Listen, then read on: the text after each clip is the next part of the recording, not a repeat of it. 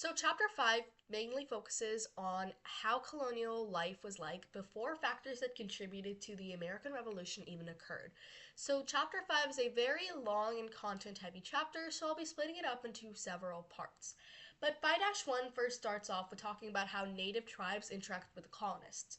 So, they either died out from disease, like the Wampanoag tribes, who were either wiped out or they had to be pushed westward to avoid these diseases that were brought in by colonists, especially in areas where these tribes were that were near the Atlantic Ocean. So that's when new colonists from England were coming in constantly. So these native tribes had to be pushed off westward.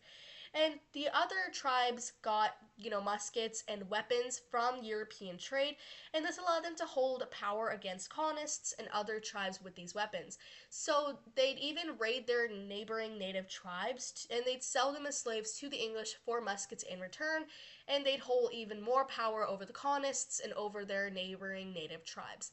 And finally, some chose to assimilate and to take advantage of these borderlands, which are places where two or more nations or societies border each other, and these were perfect places for trade and other ways of communication between these different nations. Like the Iroquois tribe, they had peace with the English and the French, and they remained a neutral power moving on in the colonial society's lives and throughout wars that they've, had between the English and the French. 5-2 talks about the population boom in the colonies. So, when these colonies were first colonized, the colonists severely were undernumbered the English. The English outnumbered the colonists by an insane level. But as the population started to boom in the colonies, once life expectancies went up and way of living went up, they start to slowly outnumber the English in Europe. And because of this, a lot of cities were created in the New World, such as Philadelphia, New York, Boston, Charleston, but 90% of these colonists still lived in rural areas. 5-3 starts to explain how different parts of Europe started to go into these New World colonies and how this led to a mingling of cultures. So these colonies were culturally mixed, including Germans who were fleeing religious persecution and economic oppression, and they were called the Pennsylvania Dutch, and they moved to the backcountry even though they weren't Dutch, they were Germans. And there were also the Scots Irish, who were just Scottish, and they just lived in Ireland, and they fled to Pennsylvania to escape resentment and economic oppression in Ireland. But because the Germans were already in Pennsylvania, they decided to move downward to different parts of the colonies, and they also moved westward.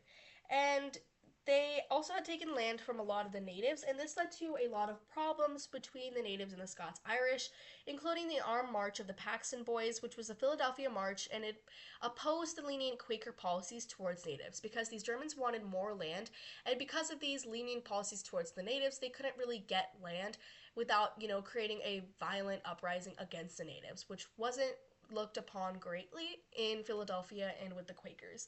And there's also the regulatory movement, which was actually a violent uprising in the backcountry where settlers in North Carolina were causing an uprising after unfair taxation and the control of colonial affairs by the seaboard elite.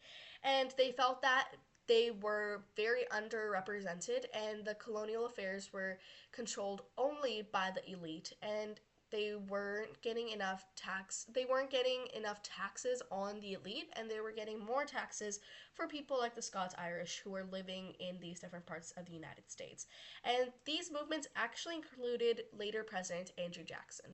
5-4 focuses on African American slaves in colonial America. So, the life of a slave depended on what region of colonial America that they lived in.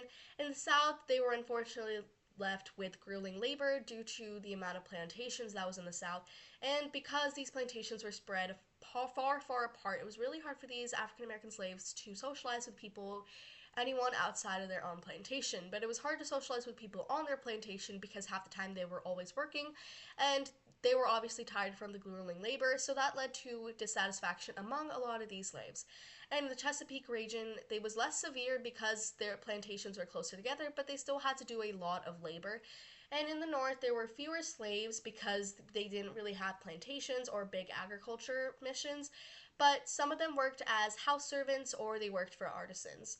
And to add on to that, population growth increased with African slaves in colonial America because a lot of women were brought in to colonial America. And after the slaves' codes were established and masters had rights to their slaves' offsprings and so forth, the transatlantic trade actually started to die off. And because of this population growth and the influx of so many African slaves into colonial America, there was a mix of cultures. And these mix of cultures ended up creating unique languages like Gullah, which blended English with other African languages. And so some of the words we have today, like gumbo, voodoo, are from Gullah and these mixed culture languages that slaves created in colonial America. And finally, there were obviously slave revolts. There was a New York slave revolt, which happened in 1712, where 24 slaves started an uprising where they killed nine white colonists, but it ended up with a brutal execution of 21 participating slaves. There was also the South Carolina Revolt, which started with the uprising of 50 South Carolina slaves along Stone River, and this rebellion was also called the Stone Rebellion. But compared to indentured servants, slaves were a lot more controlled, and therefore they were valued higher than indentured servants for these different plantation owners. 5-5 is where we kind of get into the different factors that might have led to the American Revolution. So when the colonial society started off, there were no social classes. Anyone could earn and anyone could move up ranks, unlike how it was in England at that time. But as time went on, wealth started to shift. People in New England faced limited opportunities, and that forced them to send their children to work and to gain income for these different houses. And southern colonies had disproportional wealth distributions because the plantation owners with a lot of slaves owned the disproportional amount of wealth and had a lot of political power. And indentured servants, jail deportees, and slaves held resentment because they were often discriminated against and were the lowest on the social class order. And because of how many slaves were imported into colonial America and how masters started to fear the growing population could lead to more potential rebellions, they attempted to ban slave importations, but they were vetoed because the English wanted constant, cheap labor. And because of this class order and policy obstruction, these colonists started to feel mad and resentful against their elite and against English who were in England and Britain and in Europe at that time. So this kind of contributed to revolution because it started to grow the resentment that would amplify in the coming years that led to the American Revolution and their fight for independence. 5-6 talks about industries in America and basically just trade in colonial America. So industries were tobacco, mainly in Virginia and Maryland. There was bread in the middle colonies, and there was shipbuilding and fishing in New England. And there was also the triangular trade. So basically, people in New England brought rum to Africa, where they then traded the rum for slaves. They sent the slaves to the Caribbean West Indies, where they worked on plantations, and there they got molasses, which they sent to New England again to make rum. So this was a trade that went to New England from Africa, then to the West Indies, then to New England again. Therefore, a triangular trade because it go from here to here to here to here.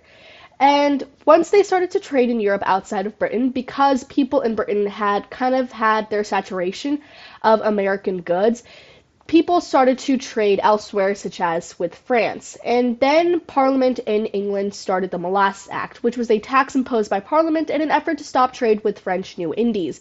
And this was to allow them to control where these colonists traded. So since they were trading with France, they wanted them to stop trading with France. So they imposed a tax that directly hit both the French New Indies and that hit colonists. And this kind of created resentment towards British Parliament because it was hurting the economic revenue of these colonists. 7 and 5-8 are both very, very short chapters with minimal information. But in 5-7, you can learn about clerics, physicians, and jurists.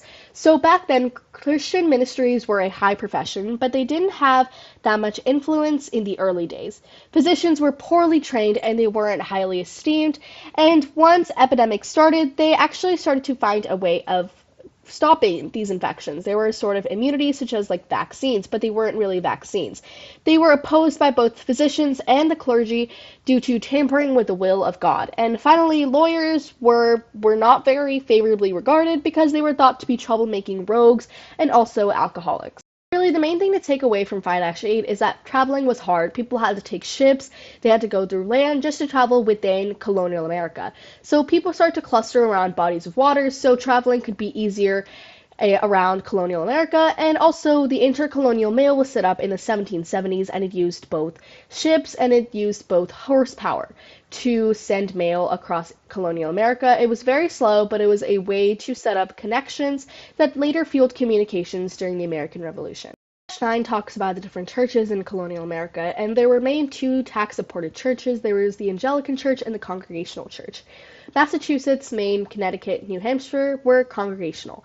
So basically almost all the New England colonies were congregational, whereas New York, Maryland, Virginia, North Carolina, and South Carolina, and Georgia were Anglican.